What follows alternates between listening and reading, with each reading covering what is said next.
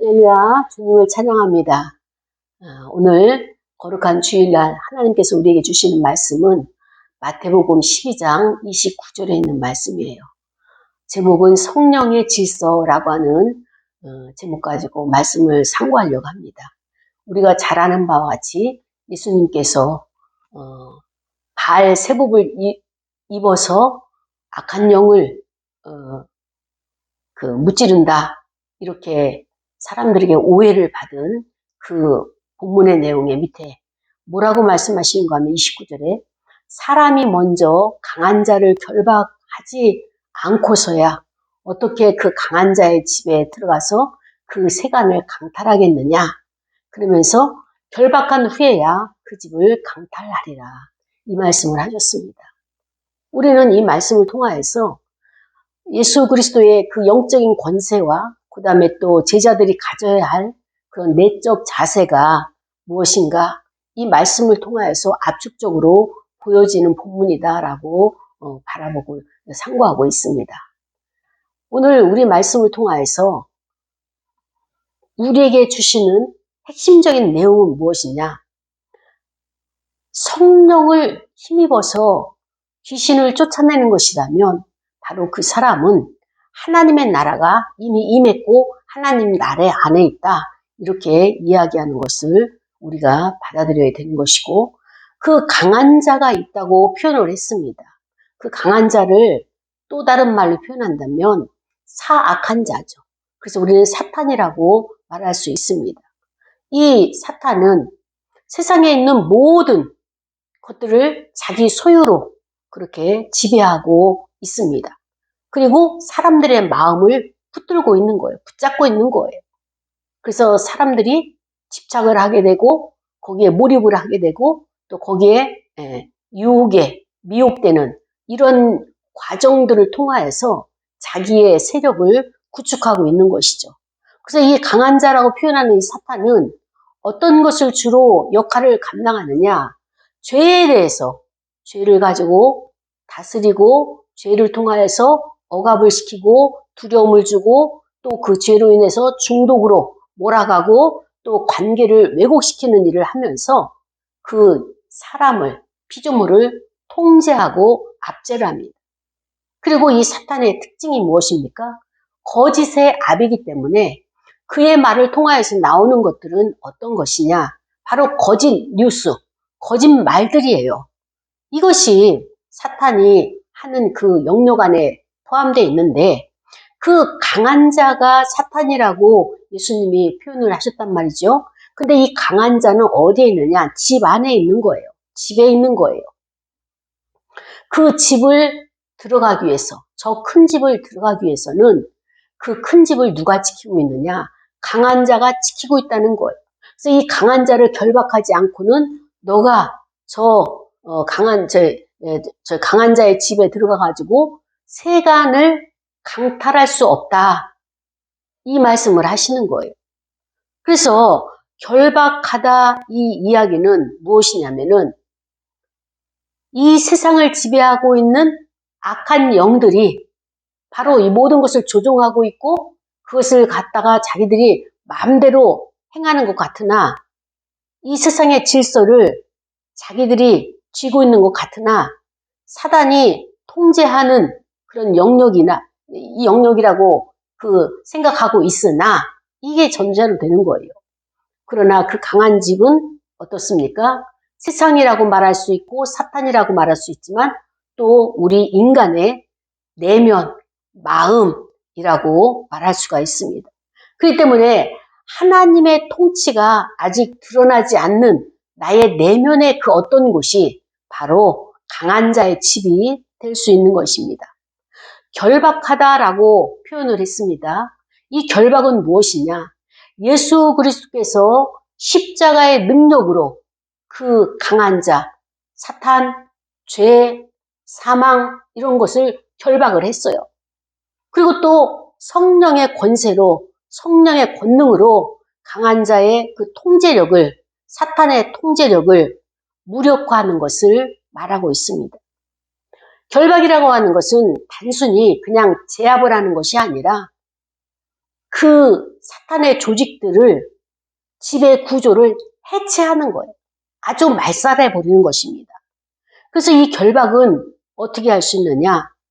악한 영이 중심으로, 그 모든 것이 중심으로 이어져 갔더라면 더 이상 힘을 쓸 수 없게 만드는 것이 바로 결박이다라고 말할 수 있는 것입니다.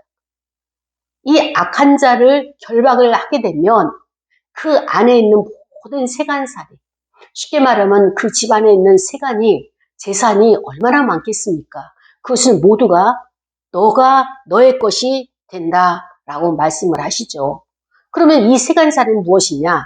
우리가 이렇게 설명을 할 수가 있어요. 전쟁을 하게 되면, A와 B가 전쟁을 하게 되면, 나라와 나라가 전쟁을 하게 되면 어떻습니까?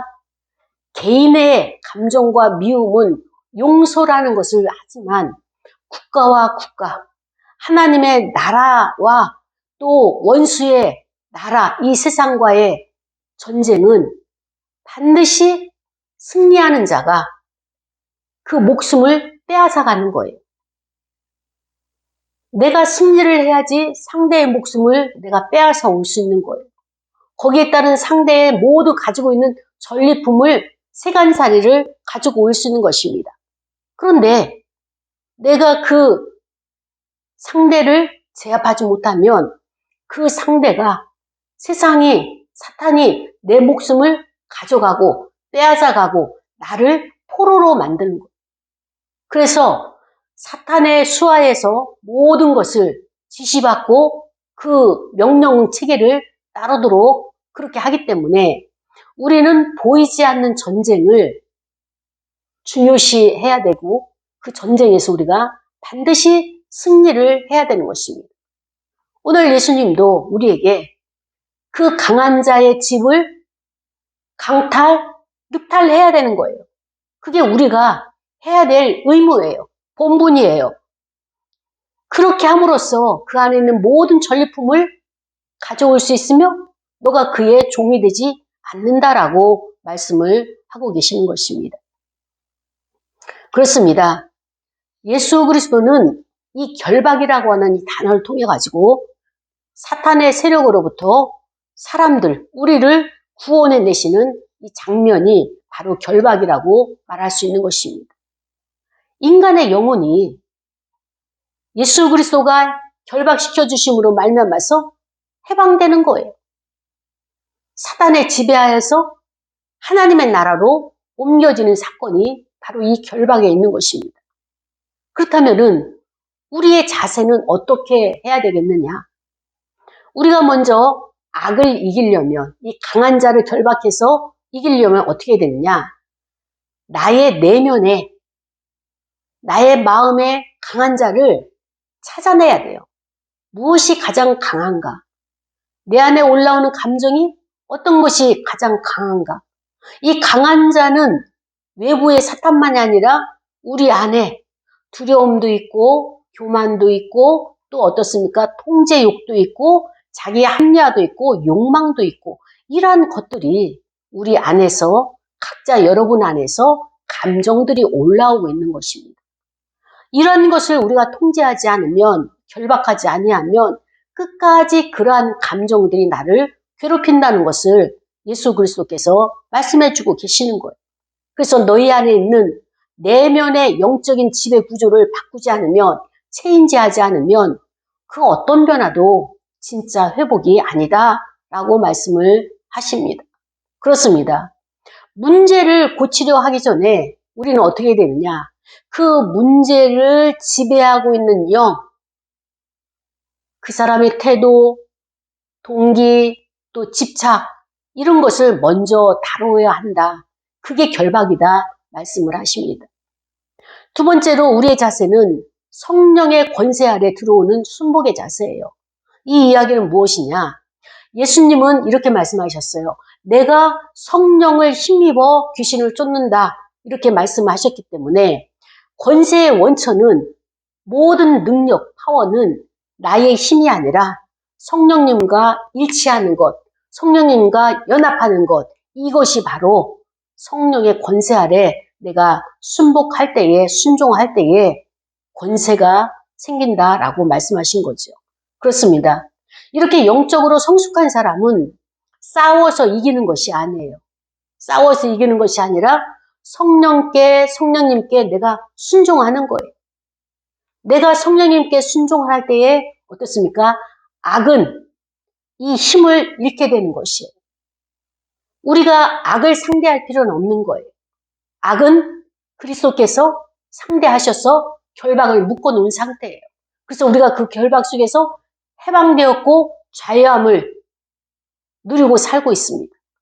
그렇다면은 우리는 어디에 순복을 해야 되느냐? 악에게 순복하는 것이 아니라 성령님께, 성령의 말씀에 우리가 순종하게 되면 악은 저절로 힘을 잃게 된다. 이렇게 말씀하고 있는 것입니다. 그렇습니다.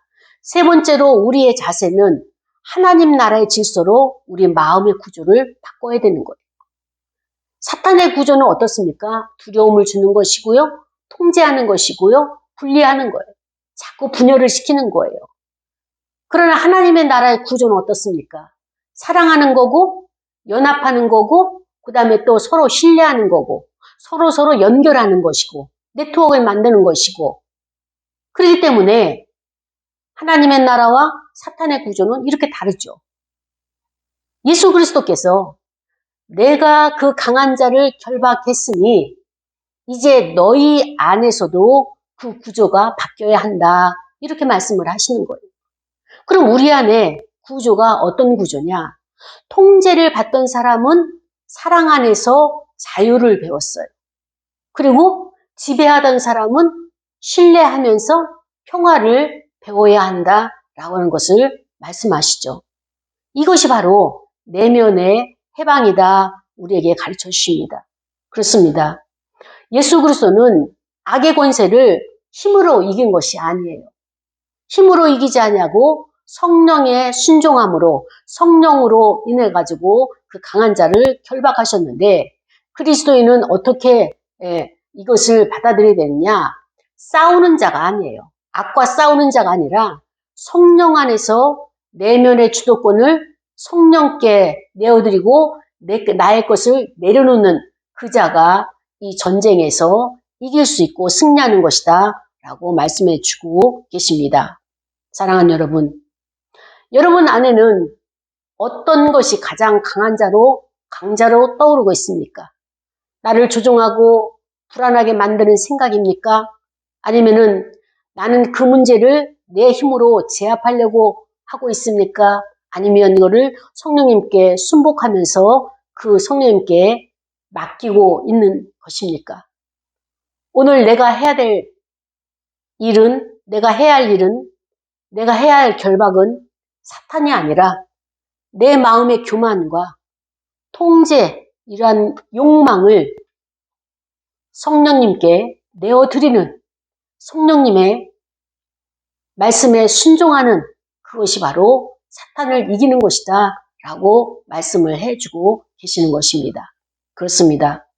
결박이라고 하는 것은 어떤 것을 억압하는 것이 아니라 내 안의 깨달음, 자각과 그 그리스도의 결박으로 나는 자유함을 얻었다, 해방되었다 라고 하는 이런 영적인 심리 과정을 내가 받아들이는 거예요. 믿는 거예요. 그래서 이 무의식의 어두운 힘이 내 의식을 지배하던 자리에서 성령의 빛이 들어와서 주도권이 바뀌는, 주권자가 바뀌는 이러한 것을 예수 그리스도께서는 오늘 본문을 통하여서 말씀해 주고 계시는 것입니다. 사랑하는 여러분, 우리는 육신을 가지고 있는 인간이면서도 어떻습니까? 마음에 하나님의 영혼으로서의 통합적인 프레임을 가지고 있습니다. 그렇다면 1단계에서 우리는 무엇을 생각을 해야 되느냐, 의식을 해야 되느냐? 바로 의식의 조명이에요. 내가 무엇을 통제하려고 하는가? 나 자신을 봐야 돼요. 나는 어디에 집착하고 있는가? 어디를 따라가고 있는가? 그래서 의식 위에 올리는 이런 작업이 내가 곧 자각할 수 있는 것이고 이 자각은 곧 바로 결박의 시작이다. 라고 말할 수 있는 것입니다. 내가 불안할 때 자동적으로 나에게 나오는 행동이 있을 거예요. 탄식의 소리가 됐든 불평이 됐든 짜증이 됐든. 그 다음에 그 행동의 밑바닥에는 어떤 두려움이 숨어 있을 것입니다. 그렇기 때문에 내가 그런 반응이 나오게 되는 것이죠. 이러면 안 돼 라고 스스로 명령하는 그런 내면의 목소리가 있는지, 그것이 어린 시절부터 누구를 통하여서 들어왔던 소리인가 라고 하는 것을 우리가 깨닫고 관찰한다면 어떻습니까? 그 다음부터는 의식화를 시켜야 돼요. 의식화라고 하는 것은 곧 사탄이 숨어있던 어둠의 빛을 비추는 행위인 것입니다.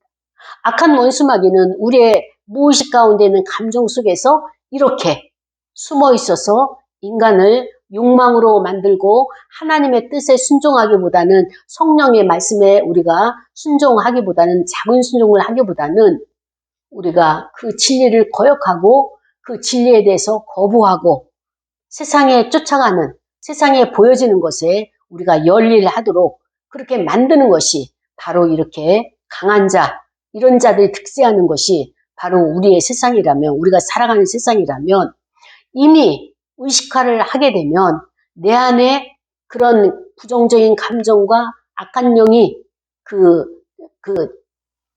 숨을 수 있는 그런 부정적인 그 감정이 있다면은 거기에 진리의 빛, 성령의 빛을 내가 비추게 되면 이미 그것은 힘을 잃고 거기서 아무것도 할 수 없다. 그렇게 말씀하시는 것입니다. 자, 그러면은 이 강한 자를 어떻게 진리의 빛으로, 어떻게 성령의 빛으로 이것을 비출 수 있느냐? 그것은 다른 것이 아니라 내 안에 어떤 감정이 있는지, 부정적인 것, 파괴적인 감정, 이것을 관찰하는 거예요. 관찰하고 그 감정이 두려움이다. 그러면 이 두려움이 어디서부터 왔는가? 이 두려움으로 인해 가지고 내가 어떻게 불평을 하고 있으며 어떻게 하나님의 일을 순종하지 아니하고 있는지, 거역하고 있는지, 이런 것을 내가 찾아내는 거예요. 그래서 원인이 이거였구나 라고 이것을 깨닫게 되는 것이 자각이라고 말할 수 있는 것입니다. 그래서 우리는 이러한 것들이 원리를 여기서 찾게 되면서 두 번째 단계는 우리가 무의식을 대면하는 것입니다. 첫 번째는 의식을 조명하는 것이라면 두 번째로는 무의식을 대변하는 것인데, 이 무의식은 어떤 것이냐? 이성적으로 내가 합리화된 죄의식을 갖는 거예요. 내 안에 상처를 가지고 있어요. 또 두려움을 그렇게 숨겨둔 공간이 바로 무의식이라고 말할 수 있는데, 이때는 단순한 분석이 아니라 성령의 조명이 있어야 돼요.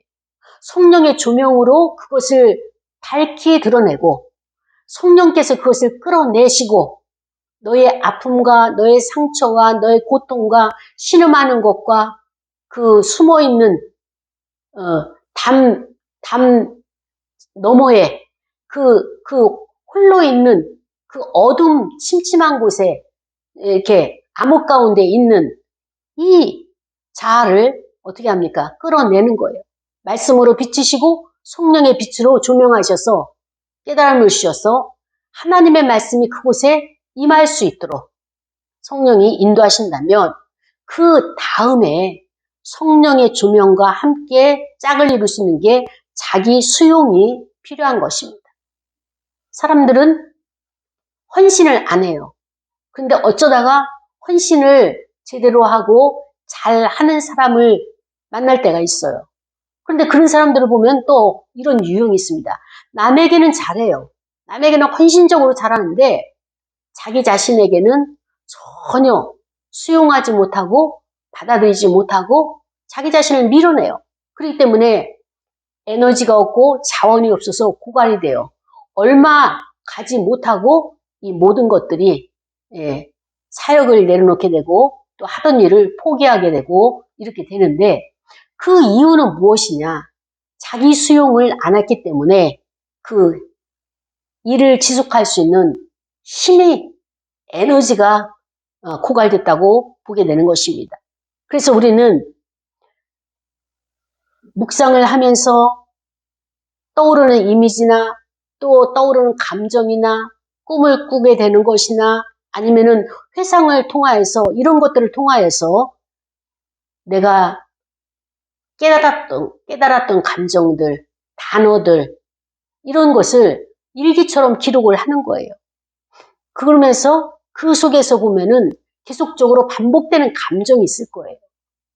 어떤 것이 계속적으로 중복되는 것이 있을 거예요. 주로 상담을 하다 보면은 무엇에 많이 중복이 되느냐? 바로 거절감이에요. 저 목사님이, 저 선생님이, 그 다음에 또 나의 부모가, 나의 친구가 거절한 거에 있어서 계속적으로 여기에 걸림돌이 되는 사람들이 있습니다. 그래서 이 거절이 되게 되면 그 감정 속에는 수치도 들어가 있고 또 두려움도 들어가 있고 또 통제가 들어가 있어서 이러한 것이 어디서부터 발생을 됐고 어떨 때 내가 이런 감정이 올라오는가 이런 것을 우리가 추적할 수 있으면 추적하는 것, 관찰할 수 있으면 관찰하는 것, 아 이것이 문제였구나 이것을 발견하게 되면 바로 이것을 의식화하는 작업이 되는 거예요. 아무것도 아닌 것을 내가 거기에 끌려다녔구나. 그러면 이것을 우리는 자각이다, 깨달음이다 이렇게 말할 수 있는 것이죠.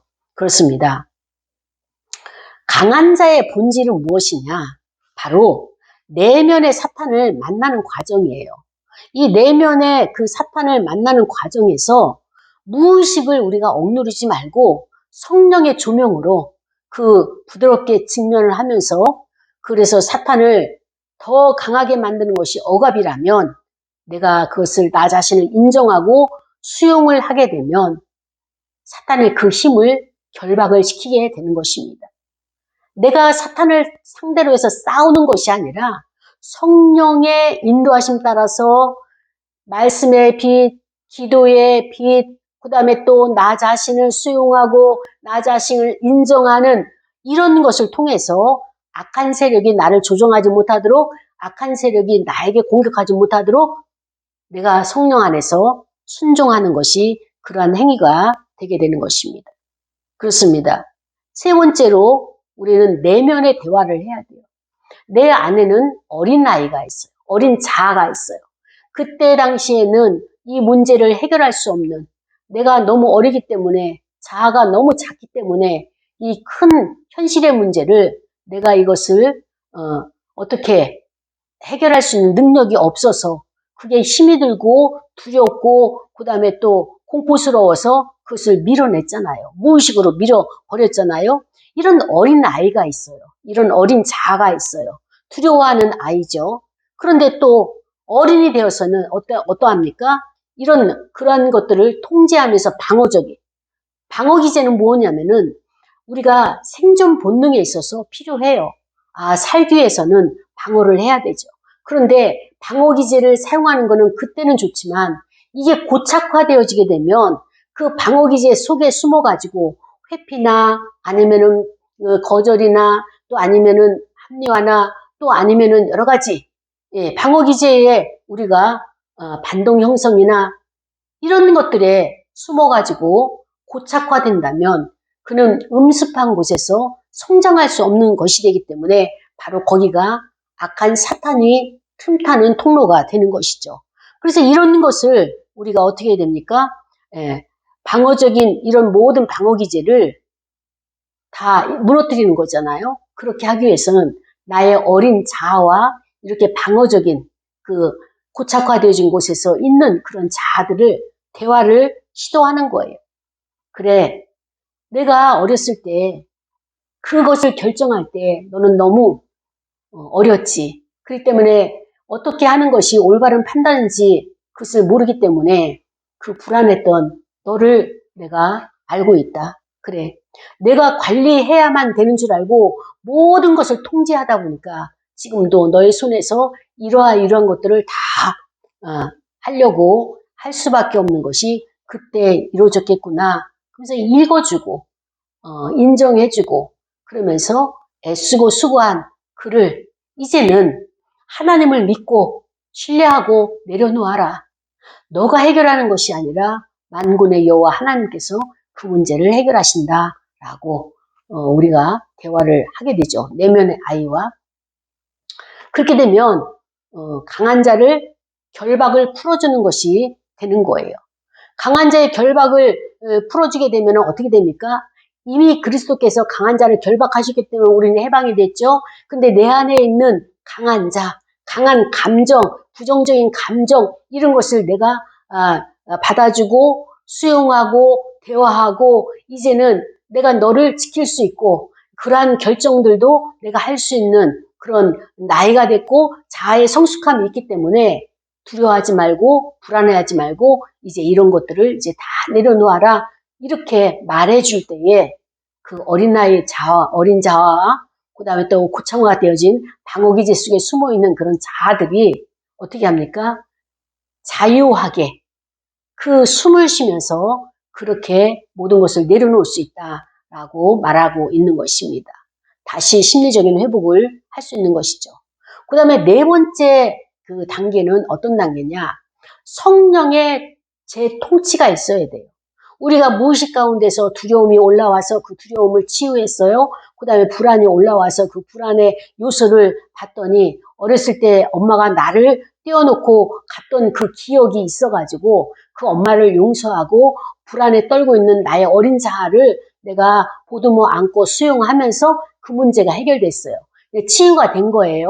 그래서 의식화 시키니까 내가 자각이 깨달음이 됐단 말이죠. 그러면 여기서 끝나는 것이 아니라 반드시 해야 할 일은 무엇이냐?